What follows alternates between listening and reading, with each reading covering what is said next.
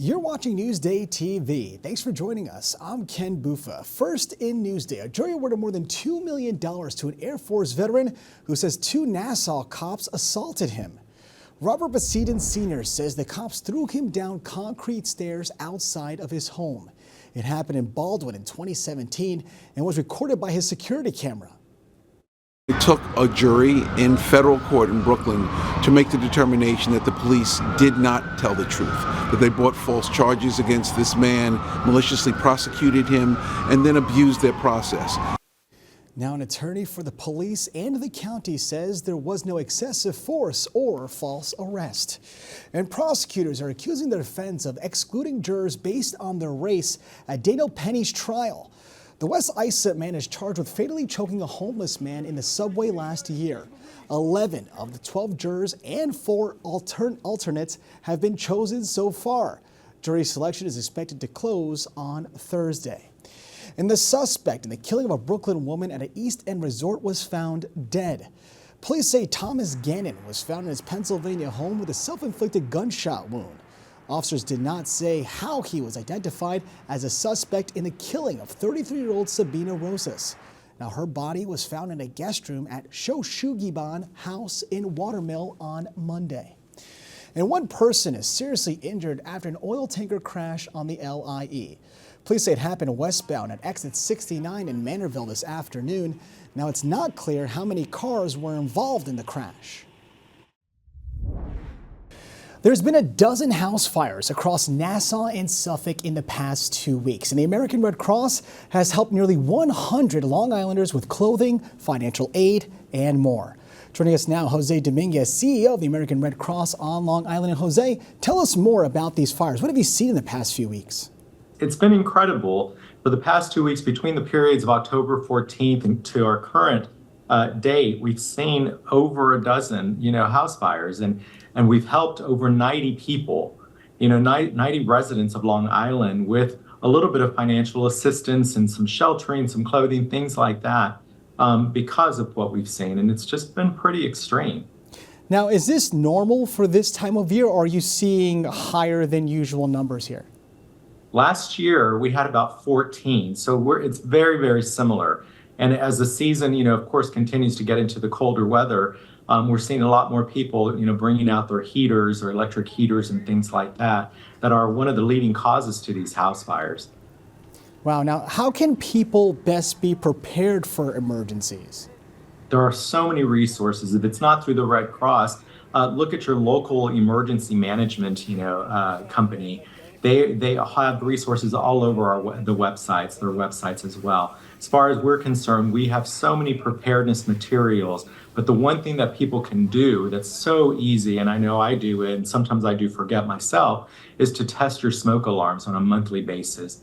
It's imperative. I think it's one of the easiest things that we can do. One of the most common things that we do is an oversight, is just not test them on a monthly basis. And if you don't have a smoke alarm, by all means, please go to our website, www.redcross.org, to get more information on how you can receive these free resources that we have available. Now, you can read more about this story. Just go to Newsday.com, click Get More, well, the Newsday TV video box. Newsday Sports is brought to you by King O'Rourke Automotive Group. Racing is all in the family in Riverhead. Jamie Stewart has this story you'll see only in Newsday.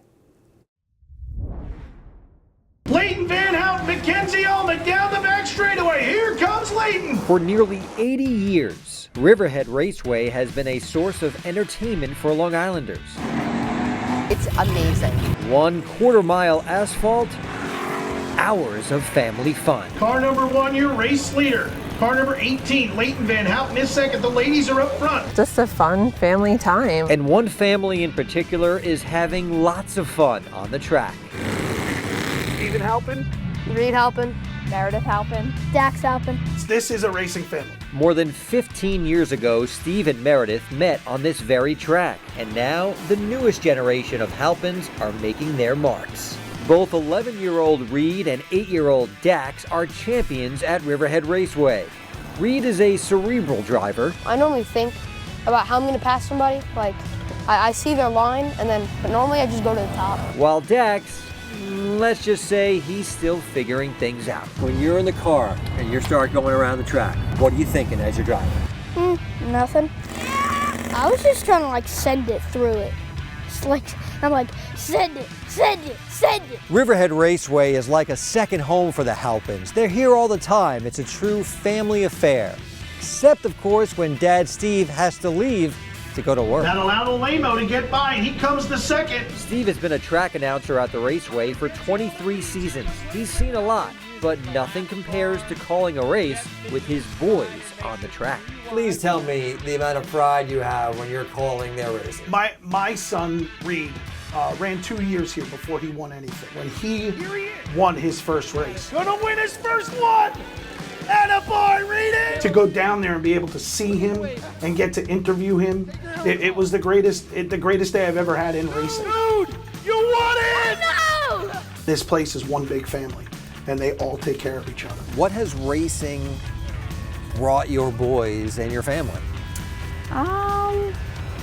Gosh, like everything. Dax Halpin will come to the inside, and he's gonna take the wind out of Daxie! For Newsday TV, I'm Jamie Stewart. That has to be the coolest family ever. Now, to read more exclusive stories like this one, go to Newsday.com, click Get More, below the Newsday TV video box.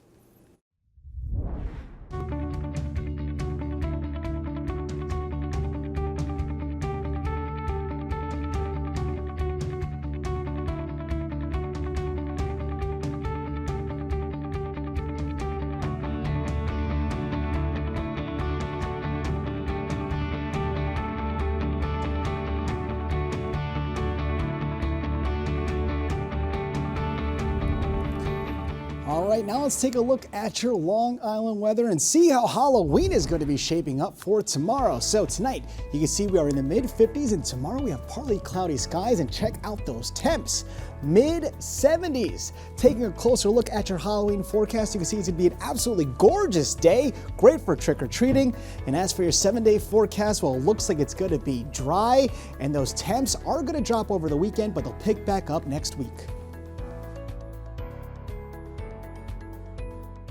Long Island weather is brought to you by PTRC. Newsday has complete coverage and in-depth analysis of the races affecting Long Island, interactive voter's guide to all races in Nassau and Suffolk counties, and regular updates from Newsday TV with live results after the polls close at newsday.com/LIvotes. You're watching Newsday TV. I'm Ken Buffa. Thank you so much for joining us. Have a great Halloween.